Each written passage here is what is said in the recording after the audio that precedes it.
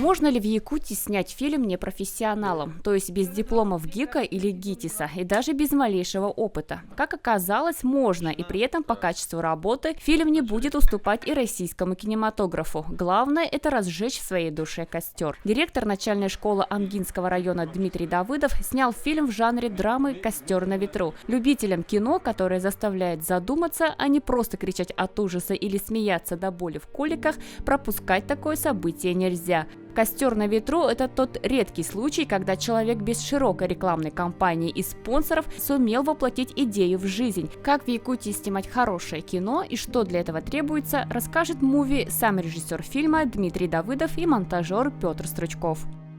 Вообще, чтобы снимать кино, это надо быть, вообще, не знаю, каким-то больным человеком у нас в республике.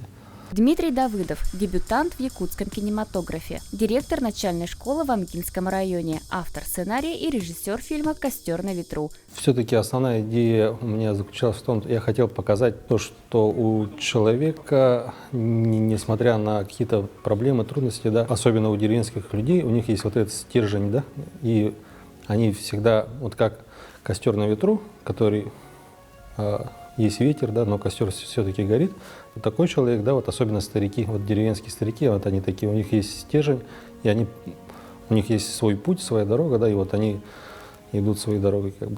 Действие фильма происходит в якутском селе поздней осенью. Потеряв своих единственных сыновей, два деревенских старика решают, как им жить дальше. Игнат, главный герой фильма, пытается справиться со всеми невзгодами и не потерять рассудок с помощью веры. Другой герой по имени Мугатой жаждет мести. Таков синопсис картины. Сценарий к фильму написал сам режиссер. Идея снять кино об истории маленьких людей пришла Дмитрию Давыдову еще в августе 2014 года. Съемочная группа поверила в сценарий и была готова работать над проектом. Что удивительно, для своей картины режиссер пригласил не мастодонтов якутского кинематографа или любимцев театральной публики, а простых людей из народа, сельских жителей. Я, кстати, обращался к некоторым актерам, вот, которые у нас вот живут в Якутске, да, которые играют в фильме.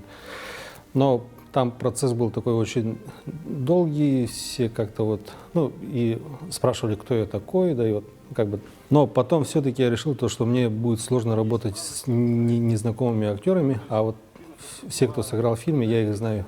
Поэтому я сам про себя думал, да, вот мне лучше взять их и уже зная, на что они способны, да, от них что-то требовать. Все в фильме сыграли просто замечательно, на мой взгляд, да. Но я ставил им задачу, они с задачей справились. Ну и, в принципе, все, кто посмотрел фильм, да, вот они оценили и сказали то, что актерская игра была хорошая. Роль главного героя фильма Игната сыграл житель села Амга Алексей Устинов. Профессиональным актером его не причислишь. За спиной только работа в любительском кружке Амгинского народного театра и большая любовь к искусству. Но эта маленькая толика стала достоинством всей картины. Не профессиональная игра на публику, а искренняя подача, пусть и без лосков ГИКа или Щепкинского училища, не может не вызвать симпатии зрителя. Игра непрофессиональных актеров, по мнению многих, кто посмотрел фильм на пресс-показе, настолько была органична и убедительна, что поверить в то, что на экране вы смотрите игру обычного сельского жителя, было невозможно. Конечно, это использование непрофессиональных артистов – это болезнь нашего, как бы, зарождающегося кино, да, но дело в том, что здесь-то они уместны, вот эти вот непрофессиональные актеры, да, то есть они подчеркивают такую самобытность, что ли, всех тех событий, которые происходят. И самое, конечно, трагичное в том, что такие явления, которые перекрещивают там семьи, перекрещивают судьбы, вычеркивают некоторые судьбы из жизни, они есть повсеместно, и, может быть, стоит к ним, наверное, приглядываться чаще. Команда подошла очень профессионально. Очень видно, что операторская работа на высшем уровне, звук, музыка, все очень, даже вот цветокоррекция очень красиво. И главное, история фильма, она меня, честно говоря, очень сильно до глубины души затронула.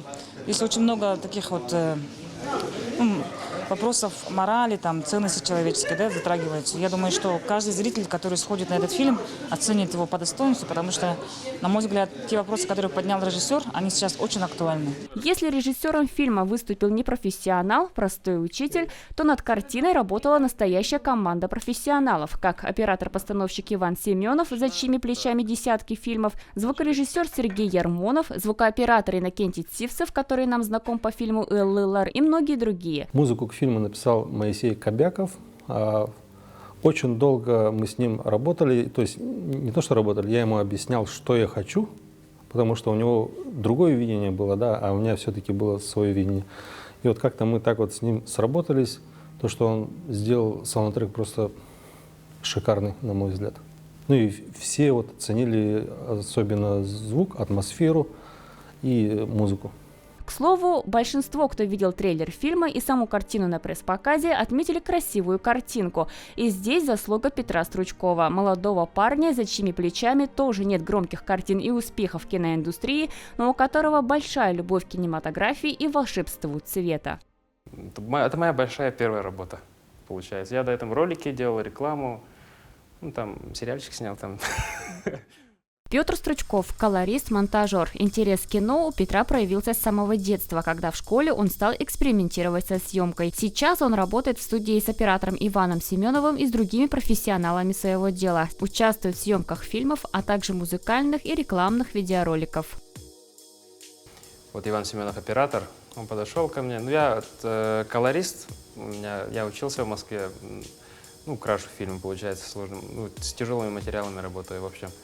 Он подошел, давай посмотрим картинку, как она выглядит, что можно с ней сделать. Подошел, посмотрели, и мы отпали вообще. Ну, это был Red, камера Red, она была довольно новая, да, в Якутии вообще. Такой шанс не мог упустить с такой крутой камерой поработать. Монтаж такая вещь, что вот материал снят, я из этого могу сделать и комедию, и драму, как угодно могу сделать. Но у оператора, у режиссера определенно вот, воображение, что уже в голове все есть, как должно быть. Они примерно мне рассказывают, как должно в результате быть. То есть задача уже поставлена. Я по максимуму добиваюсь этого. Ну, там, с эффектами Кулешова, наверное, люди знают уже, что монтаж – это очень важная вещь вообще. Ну, допустим, драма, да? Она должна быть нагнетающей, давящей, и по цвету я дополнял это. То есть по сцене они уже отработали, актеры, получается, да? Как бы драму нагоняют и такую тяжелую атмосферу, а я цветом еще сильнее. А именно давящую, однотонную, выцветленную какую-то. На самом деле вот работа от монтажера зависит то, каким будет фильм на самом деле, да? Потому что материал может быть отличный, но монтаж может быть просто очень плохой. И вся работа там, сколько людей работало над фильмом, там 50 человек, да, вся их работа могла пойти на смарку, да? Поэтому от монтажа зависит, как зритель ощутит фильм, как история будет рассказываться. Интерес был огромный. Все-таки большая работа проделана. Я конечный пункт это я, монтажер. И я не мог бы, если я все испорчу, это будет полный провал. Я не мог себе это допустить. В общем, отличная работа прошла, мне понравилось. Я очень рад, что это мой первый проект такой. Фильм «Костер на ветру» – независимый проект, средства на производство которого авторы находили сами. Большую поддержку фильму оказала кинокомпания «Саха-фильм» и администрация Амгинского района. Чтобы дать жизнь этому произведению, пришлось немало потрудиться, и что стало доказательством, новому человеку сложно пробиться в киноиндустрию и добыть денег для проекта, поскольку доверия к нему мало. Вообще, чтобы сделать хорошее кино, нужны хорошие деньги, потому что я это понимал. Особенно я себе поставил такую установку, то, что мы должны сделать качество. Да? Я прошел где-то около 100 всяких предприятий. Мне все говорили то, что мыслями и душой мы с вами, да, но, к сожалению, товарищи, ничем помочь не можем. Нам надо было находить деньги. И вот мы использовали такой способ. Петр расскажет. Это была изначально моя идея. Мы не думали, что мы все равно там соберем. Просто тестовый сделаем, попробуем, как с ними там поговорить, и с менеджерами, как это все работает. И в будущем, возможно, мы сможем использовать. Материал сделали, пару раз редактировали, и на сайте вышло, на Бумстартере, на краудфандинговой системе. Вышло, мы собрали сколько? 2,5 тысячи, оказывается, мы собрали, я даже не знал. 3350 рублей. Даже так. Ну, это неплохо. Да, если бы на самом деле все поработали над этим, тоже над краудфандингом, думаю, мы бы собрали на самом деле. Съемочная группа надеялась добавить русский голосовой дубляж и субтитры на английском, что помогло бы фильму в дальнейшем продвижении и понимании большинству зрителей. Но не всем планам удалось сбыться. И все же это не должно стать препятствием на пути к широкому зрителю. Вообще, чтобы снимать кино, это надо быть, вообще, не знаю, каким-то больным человеком у нас в республике. Ну, это действительно надо болеть этой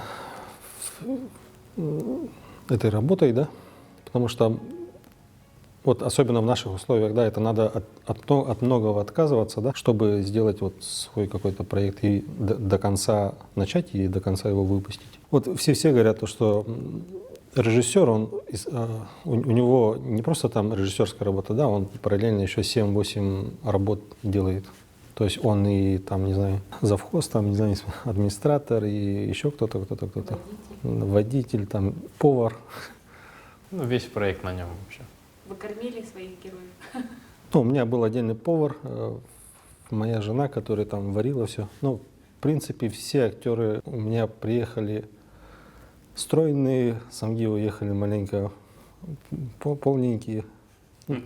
То есть, ну, всем еда понравилась. Мне фильм очень понравился, очень атмосферный и мало диалогов, да? Очень достоверные характеры. И вот с первых кадров он как-то так вот начинает затягивать, и ты уже потом больше не можешь оторваться. Нам, конечно, подавай там детсад и так далее, да? Но фильмы подобного плана, я считаю, что имеют право на существование, и очень хорошо, что шикарно передан темпоритм, вот деревенский, да, он такой неторопливый, такой весь, он может показаться не динамичным, таким, но он такой же и есть. У меня, наверное, получилось, надеюсь, я думаю, что хорошая драма получилась. Нормальная, хорошая драма о нормальных, хороших людях. Да, для некоторых может показаться, что это больше похоже на артхаус, но все-таки это драма. Вот артхаус я вижу как, два вида артхауса. Артхаус экспериментальный, где четко видно то, что они с чем-то экспериментировали. И второй вид — это сплошный бред. Вообще непонятно, что там происходит, бывает. Но к этому двоим никак не относится, по моему мнению. Это больше драма, и по структуре это четко видно, по-моему. А так я все-таки изначально и съемочной команде говорил то, что я надеюсь, что у фильма большое фестивальное будущее.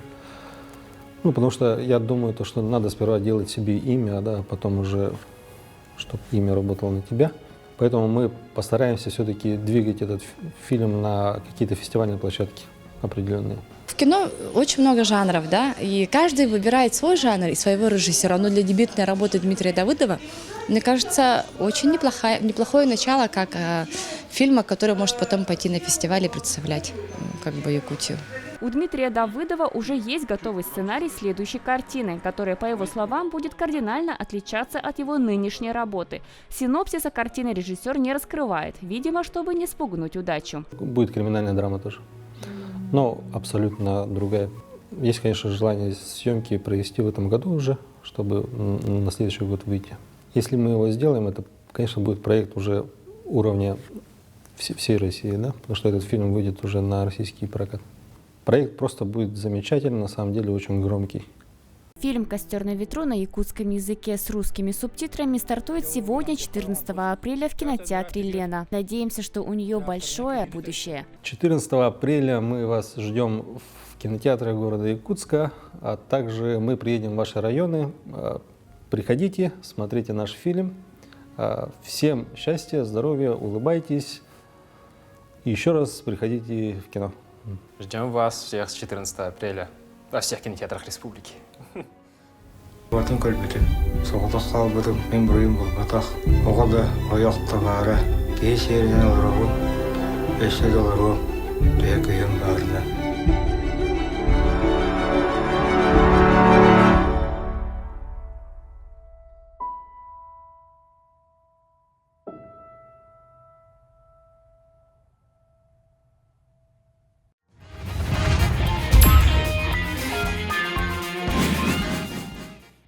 Очередная наша викторина будет посвящена тем, у кого самый зоркий глаз. В эпизоде про фильм «Экипаж» мы спрятали пасхалку. Найдите ее, и будет вам награда. 2 билета на любой апрельский фильм. Подсказка: данная пасхалка связана с Майклом Бэем.